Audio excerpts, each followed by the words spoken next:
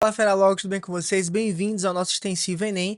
Nessa aula sobre História do Brasil, você vai encontrar aqui no nosso material tudo que é recorrente, tudo que já caiu no Enem. A gente vai responder questão também, então, se você não conhece ainda o nosso canal, compartilha aí para todo mundo que a gente tá aí em todas as redes sociais, no TikTok, no Instagram, no Twitter. E se você não me conhece, meu nome é Lucas Cupertino, sou professor de História, sou formado pela Universidade Federal de Alagoas e esse ano que você está se preparando aí, a gente tem uma novidade especial para você, tá? Nós estamos com um cursinho focado em ciências humanas, focado no Enem para você conseguir os seus 40 mais. E caso você tenha interesse, aí na descrição desse vídeo você vai encontrar um caminho de acesso para o nosso curso objetivo sobre o Enem. Bom, sem mais delongas, esse material que você está acessando agora, ele também tem um link que vai te direcionar para o material que a gente vai estar abrindo agora, direcionando você para o nosso material aqui em PDF. Bom, nesse material aqui você vai encontrar tudo que é recorrente sobre o Enem, bem objetivo, tá? Tá bem claro, inclusive, em relação até às questões, como que o Enem pode abordar esse determinado assunto, atrelando as questões que você vai encontrar, e é exatamente esse que eu peço que você baixe aí, para que você possa estar aqui junto comigo, fazendo a discussão desse material e estudando corretamente, tá? Professor, por que estudando corretamente?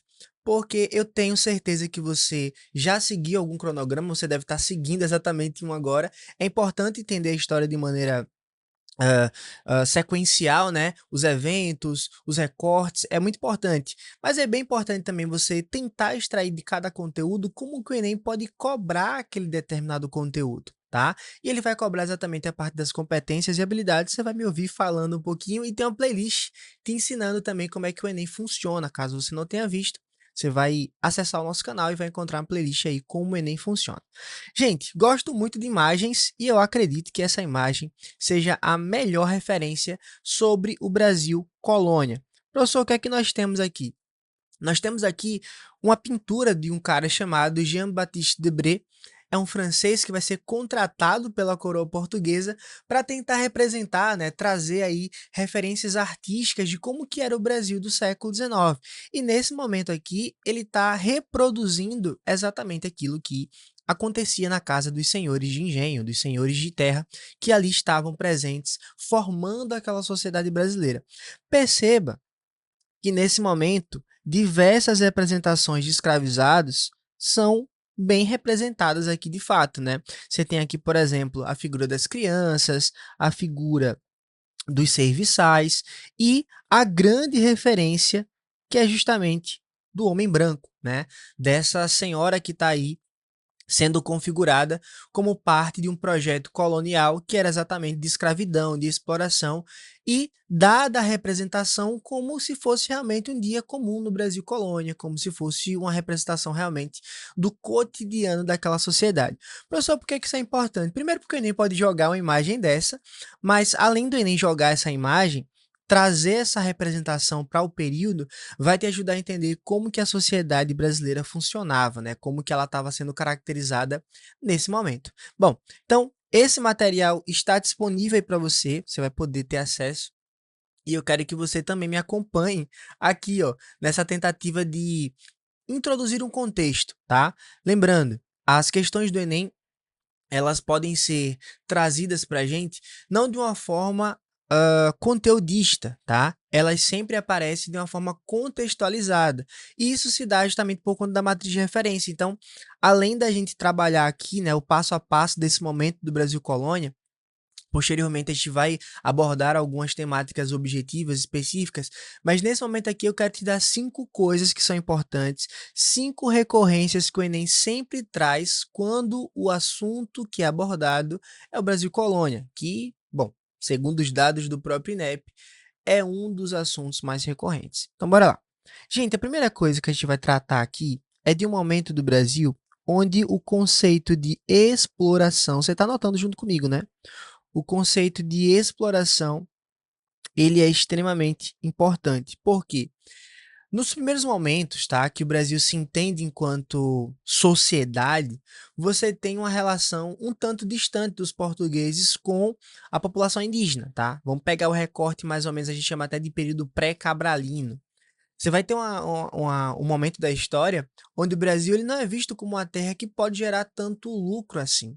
Mas, a partir de 1530, você vai ter o cenário das capitanias hereditárias. A gente vai trabalhar aqui na Logos de maneira objetiva hã, nos próximos vídeos, mas nesse momento aqui, a ideia é a gente pensar em um Brasil que já se chama ou já se configura como uma sociedade, tá. Nesse momento aqui, a gente está falando sobre um Brasil que ainda está na posição de colônia, mas de uma colônia que é diferente de todas as outras do mundo. Por quê? Primeiro, pelo tamanho desse país, estamos falando de um país de dimensões continentais, mas também pelo trabalho que a coroa portuguesa está exercendo aqui nesse território. E é um trabalho voltado para a exploração. Professor, do quê? Além do ouro.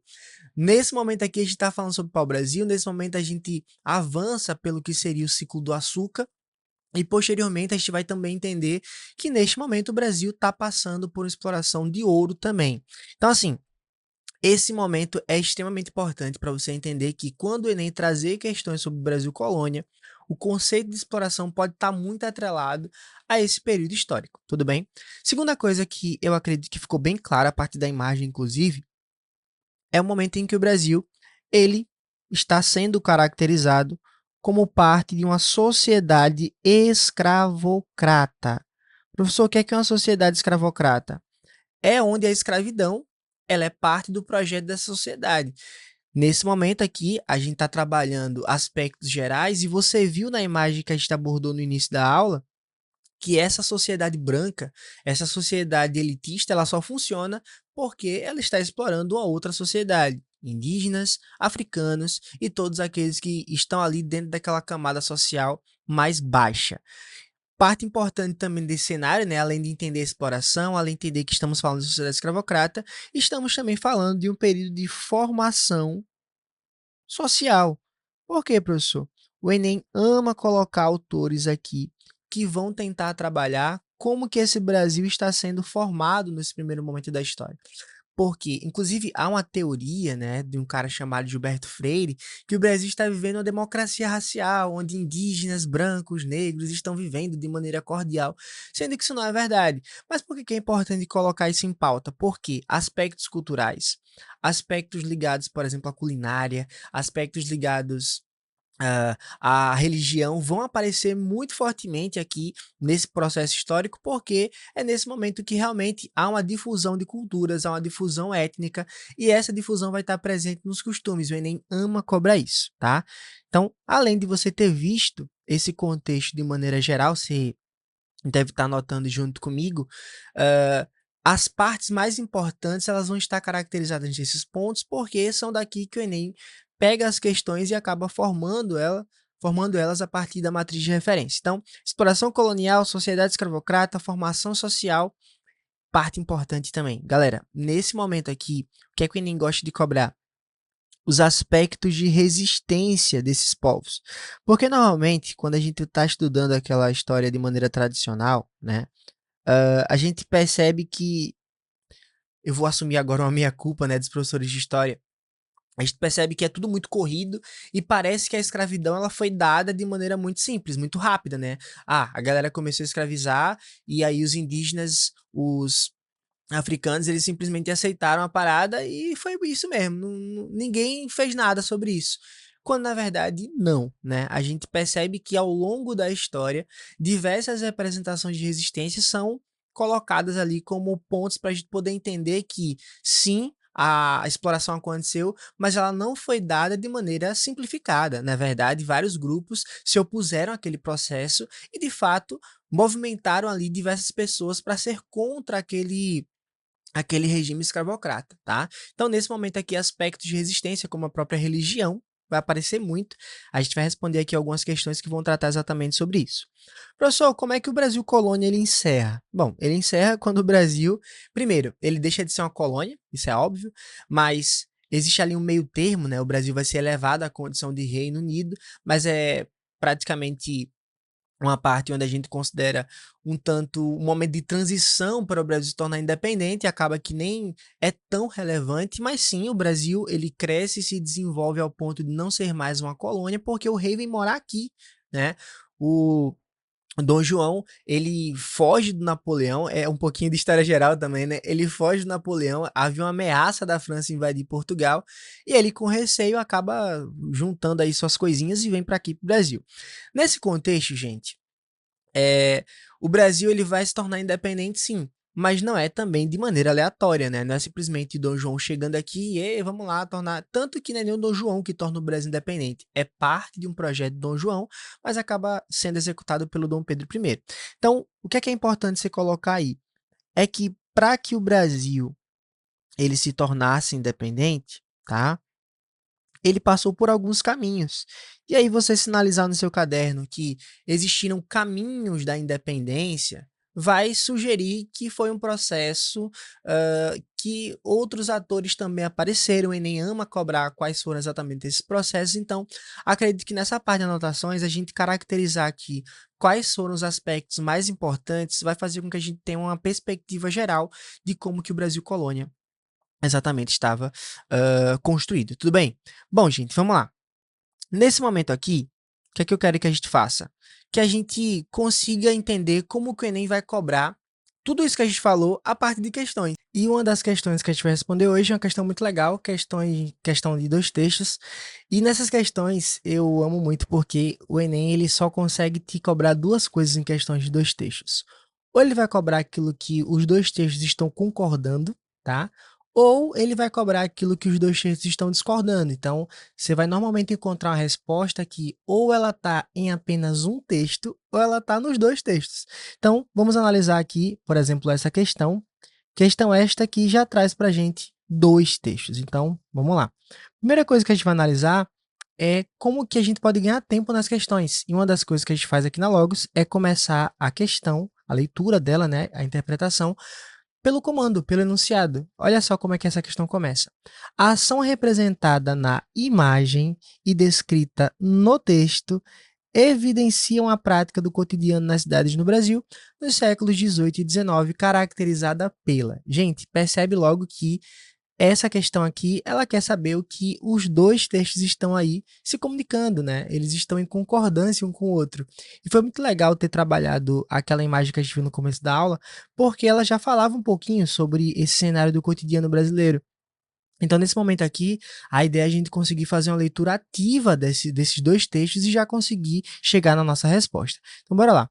Percebe que o primeiro texto, ele traz para a gente aqui uma coisa muito importante que eu vou pedir, inclusive, que você faça sempre que você for responder questões com imagens. Analisa a referência da imagem. Olha o que ela está dizendo aqui.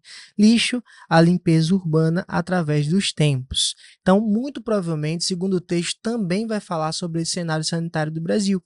E nessa imagem especificamente, a gente tem aqui um grupo social que está destinado a esse tipo de serviço, tá? É um serviço não tão agradável, é justamente o recolher o lixo, e nesse lado aqui você já encontra alguém que não necessariamente está fazendo parte desse processo.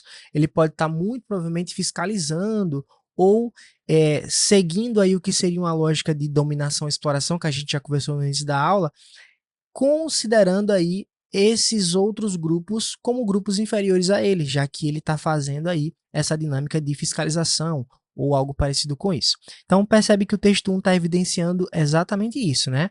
Um grupo social que foi destinado a esse tipo de serviço, enquanto o outro está servindo como se fosse uma espécie de guia, ou vigia, ou um fiscal, ou coisa parecida com isso. Vamos ao texto 2. A repugnante tarefa de carregar lixo, então, já identificamos qual é a ação presente no texto 2 e que o texto 1 já evidenciou a parte da imagem, né? Carregar lixo e os dejetos da casa para as praças e praias era geralmente destinada ao único escravo da família ou ao de menor status ou valor. Gente, o que é que o texto 2 está trazendo para a gente? Que não era todo mundo que fazia esse trabalho. Esse trabalho ele era dado somente para um tipo específico de grupo social. Ou era o único escravo da família, ou era aquele que não tivesse tanto valor. Todas as noites, depois das 10 horas, quando a galera estava dormindo, né? Os escravos conhecidos popularmente como tigres, e aí eu vou te dar só uma curiosidade histórica, né? Por que tigre? Você tá vendo que esses escravizados, eles estão carregando esse barril na cabeça e aquela aguinha, né? Aquele líquido que sai do lixo, ele descia entre os escravos e eles ficavam listrados e por isso que os homens brancos vão dar este nome, que eram os escravizados tigres, como o tigre que tem lá aquelas listras, né? Então, a listra aqui, ela é relacionada ao lixo. Bom, é um termo forte, é uma curiosidade pesada, mas é importante para entender um pouquinho do nosso Brasil. Então, nesse momento aqui, a gente tem essa caracterização, né? Eram escravizados tigres e levavam tubos ou barris de excremento e lixo sobre a cabeça pelas ruas do Rio. Então, olha aqui, ó, a vida dos escravos no Rio de Janeiro. Gente, os dois textos estão evidenciando o quê? Eles estão falando sobre o quê? Letra A, valorização do trabalho braçal. Professor, aí tem trabalho braçal. Precisa ter força para fazer esse processo e esse serviço. Porém, gente, o texto 1 e o texto 2 em nenhum momento cita que esse trabalho era valorizado. Pelo contrário, quem que fazia esse trabalho? O grupo mais rejeitado. Letra B, reiteração das hierarquias sociais. Professor, não sei o que é reiterar. Reiterar significa confirmar, gente. É meio que dizer que aquilo que estava sendo evidenciado a partir de uma outra situação. Então, se os dois textos estão falando sobre o momento da história onde esse grupo social ele era o mais rejeitado em si e ele era responsável por fazer atividades que os outros grupos considerados mais relevantes não faziam, então está sim confirmando que as hierarquias sociais naquele momento elas estavam bem divididas. Então, nesse momento, a letra B, que é nossa resposta, ela é uma confirmação da discrepância social que havia naquele Brasil, tá? Então, nesse momento, a gente percebe que a nossa resposta ela confirma tanto que está no texto 1 quanto que está no texto 2. Professor, por que não letra C, sacralização das atividades laborais? Gente, sacralizar faz parte de um processo que a gente considera como ritual de tornar algo sagrado. E nesse momento não tem nada acontecendo em relação a isso. Letra D, superação das exclusões econômicas. Isso não está acontecendo, pelo contrário. Letra E, ressignificação das heranças religiosas. Gente, em nenhum momento a questão está trazendo aí aspectos religiosos.